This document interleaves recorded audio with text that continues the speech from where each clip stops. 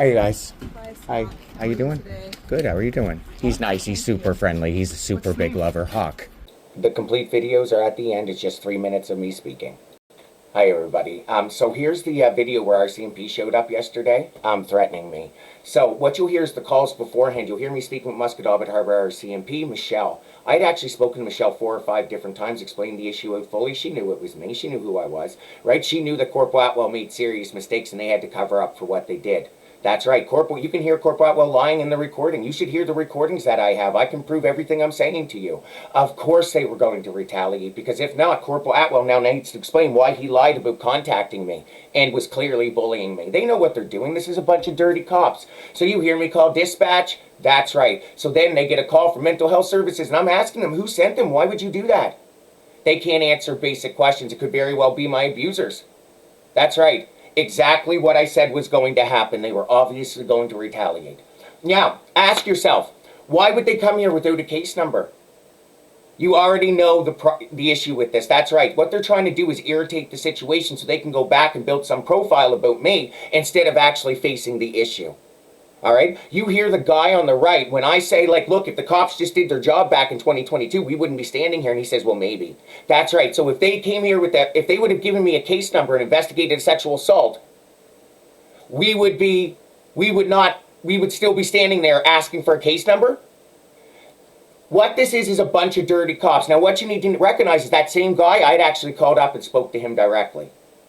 That's right. To try to report the base issue and the rest of it. He said he'd contact me back, never contacted me back. That's right. So if you take him, you take the guy in the body cam footage in 2023, you take the officer on the left that was here the other day, had to have known about this, who also seems to say good in that recording when I listed the abuse. And they told me, Jessica, that if I even mention J.D. Irving, they will have me fucking arrested and pumped full of drugs.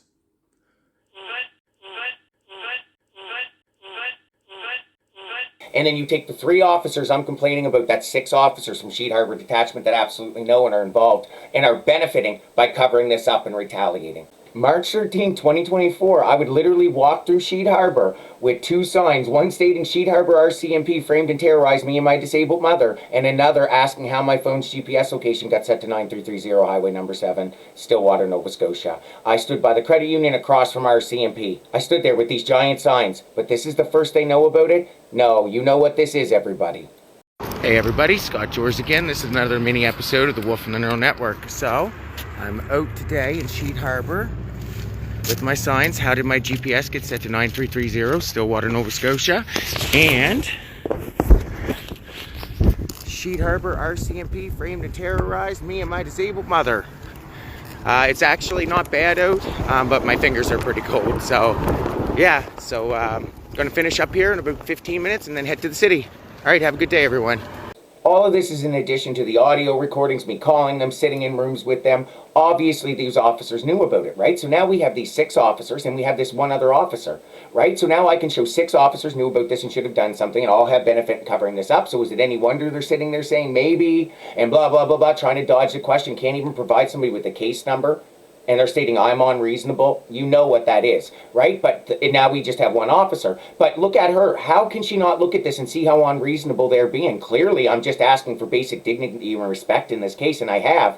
Anybody who looks at it for a second would see that, so why would she still be acting like that? Because it shows the disposition towards corruption. They're actually trying to protect Mike Duhem and Dennis Daly. And make no mistake, this was a domestic terrorist attack on me and my family, where their goal was to generate false records and try to irritate me and get some sort of response, but they didn't get it. And that's been their goal the entire time. And what they instead did was now put these officers' careers in my hands because I can prove they're lying about this. And they will retaliate. And now everybody sees this story. That's right, you're going to have the same questions about these officers. Now they just destroyed public trust in these officers, and hearing them say maybe in these types of things just shows you for sure that they will frame you and your families if it comes down to it, just because it's easy when they know they're wrong. Right? That's the kind of police we have in our community. I'm getting reports from people that these police have framed them, and you can state that these police here have been bought off for years, and you'll get that consistent story from locals. And this is what you're seeing, because it's not made up. This is what corruption looks like. Right? These are domestic terrorists. And ask yourself, where's Tim Houston? Where's CTV? That's right, they knew about this. This was a social and economic domestic terrorist attack on me. After Mom died, I had about $600 a month to live on. I lost 30 pounds. Like, they beat me into the ground and knew I couldn't defend myself, knew I couldn't get a lawyer or anything. They knew exactly what they were doing, and they knew by showing up and causing this, it would cause issues with family if I mentioned it. When I tell you these people are domestic terrorists, that's an understatement. These people are filth and trash who will frame you and your families. Anyways, here's the videos. Hey guys. Hi. How you doing? Today? Good. How are you doing? He's nice. He's super friendly. He's a super big lover. Hawk. Hawk? Yeah. Hey, Hawk. He's a lover. What type of dog is he? Purebred border collie. Oh, nice. Yeah. He's a good boy. Rabbit. I do. Yeah. You take him out hunting? He goes, but he doesn't hunt. He just likes to be in the woods. He's like more of a sook. He's more of the herder, like the nipping. Yeah. You know what I mean? Like, but he don't want nothing to do with those. How long have you had him for? 9 years. Oh. Yeah. Good dog. From a breeder or a shelter? Yeah, breeder. Yeah. Nice. Yeah. His grandfather, I'm not bragging on it, but he was a grand champion, like of like show dog stuff. Yeah. Like, I didn't know that until later on, but it kind of makes sense seeing how smart he is and how like responsive he is to everybody. What So, breeder? down in Blue Rock or something like that, down in towards Lunenburg. I'm New not Ross. really sure. New Ross. New Ross. Okay, maybe that's it. Yeah. I used to live down there. Hi. Okay. Hey, buddy. No, she was great, and they were great dogs, and he's such a good dog. Like, Yeah. but don't get a border collie unless you have time Yeah. and you have Takes a lot, patience. eh? Yeah. Yeah. So, Is it your first one? yeah, I never had a dog as an adult. I just had labs growing up. Oh, yeah. Never had like a dog like that, so Yeah. it was I got a different. lab now. What's that? I got a black lab. Yeah. Yes. I love black labs. Is it a girl dog? Yes. Yes. Okay, I'm like weird about getting girl dogs and stuff Yeah. because we feel like they'll get super protective. But if Yeah. I ever got one, it would be a black lab. I think they're so pretty. Yeah, like her they're name such is- nice Really nice dogs. dog. Her name's Remy. Okay, Remy. Yeah. Like yeah. Remington. And she's really good. Okay. And it's my first female dog. I had a male black lab prior to that named Cabot. Okay. And I don't know if you've ever heard of wired-haired Griffin. Okay. I have a wired-haired Griffin. Okay. It's a hunting dog. Okay. Very, very high energy. And looks like, this might be before your time, Fraggle Rock. Okay. Remember I know Rock? Fraggle Rock. Yeah. It's like the puppets and stuff, right? Yes. Yeah. Well, Okay. the dog, you know the big dog that was on there with the beard, and Okay. Yep. that's what my dog reminds me of. Yeah. Sounder. Yeah. That's cute though. Yeah. I love dogs. Like really, like they're a gift to humanity. They Like are. they're a gift. Like it's like we What a got good so company. lucky, and like yeah, they're always happy. Yeah. They sincerely love you, and they're optimistic all the time. Like All they want is to come. wow, yeah, and The old like saying, a man's best friend. make you happy. Yeah, it's just a really nice. Oh.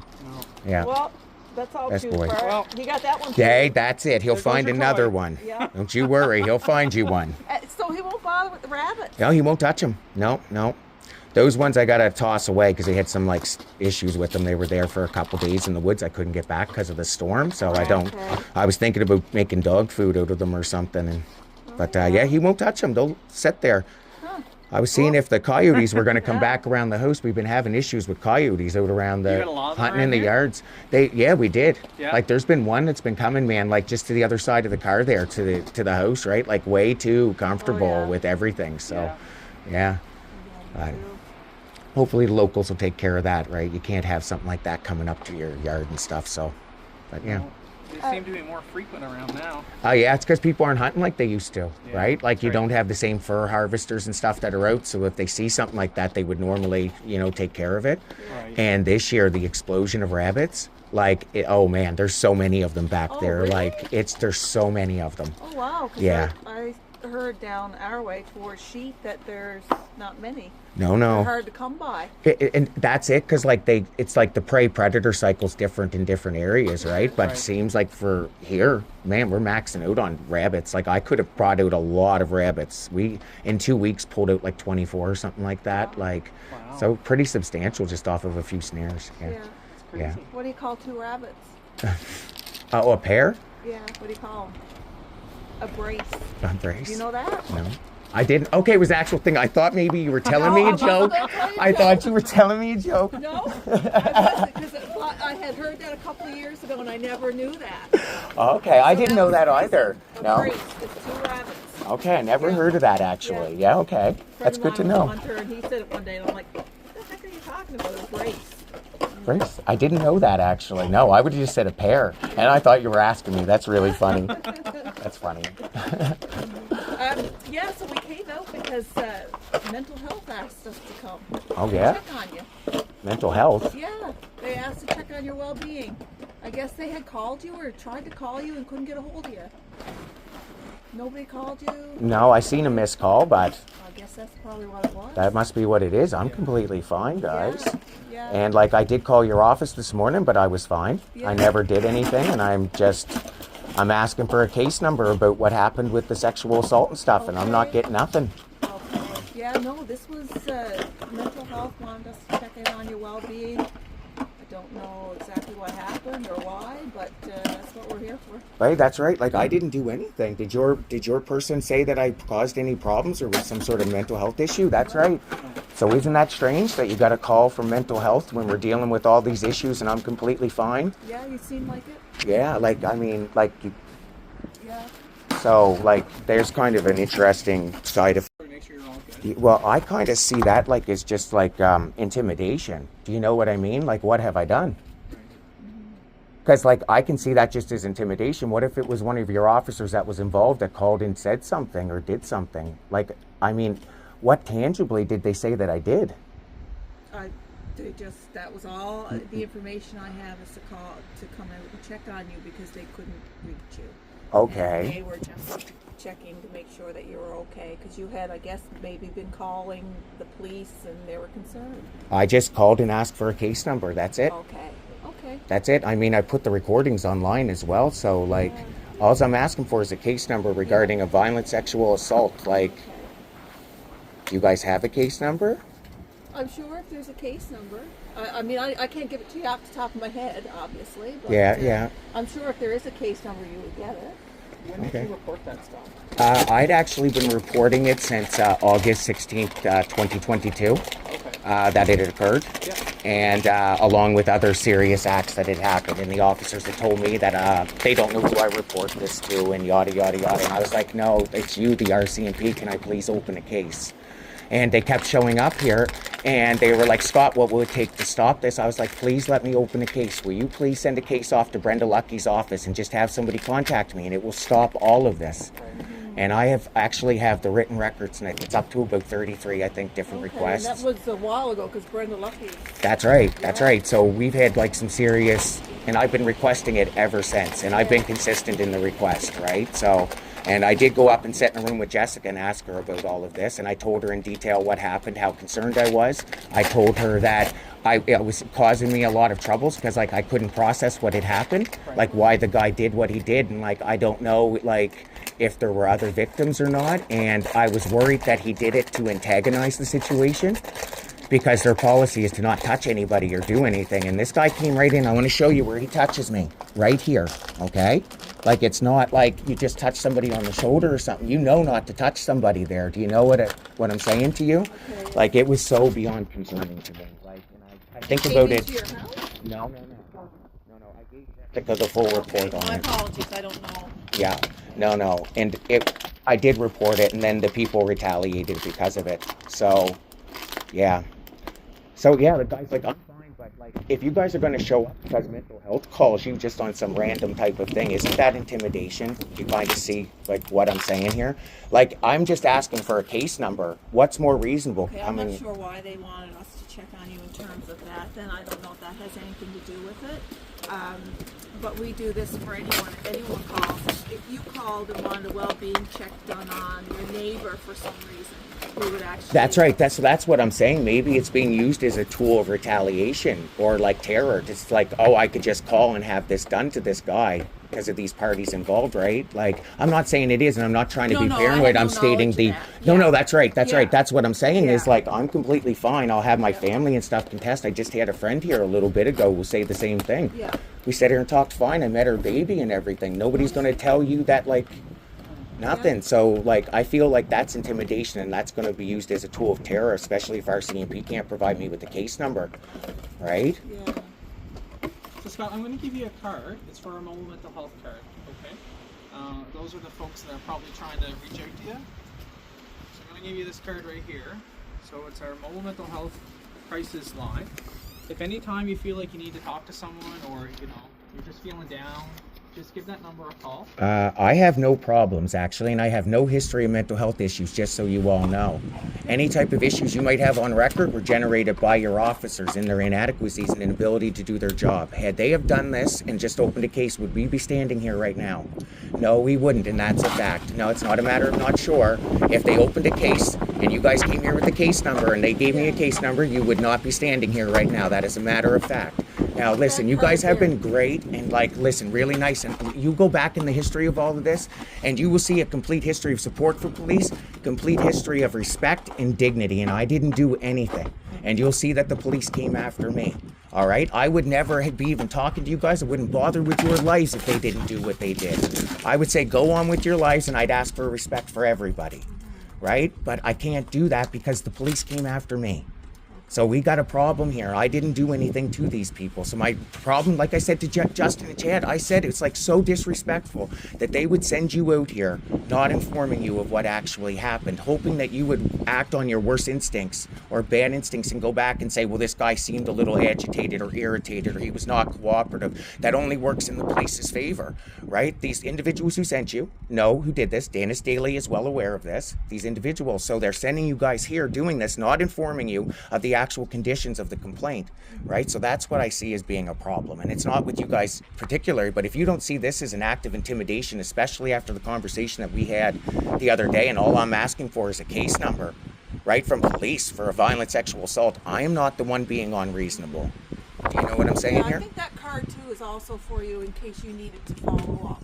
Because when I had mentioned that they were trying to get a hold of you, they couldn't reach you, maybe there's a number there that you can contact should you. As far as I'm concerned, this type of a phone call like this is just intimidation and further intimidation by my abusers. And I want this registered, and I want to know that in the end, whoever had this complaint filed, that this can be investigated. Because if this is anybody involved in this, then that's serious intimidation, lying to you guys and having you send you guys here, especially knowing the conditions of the complaint.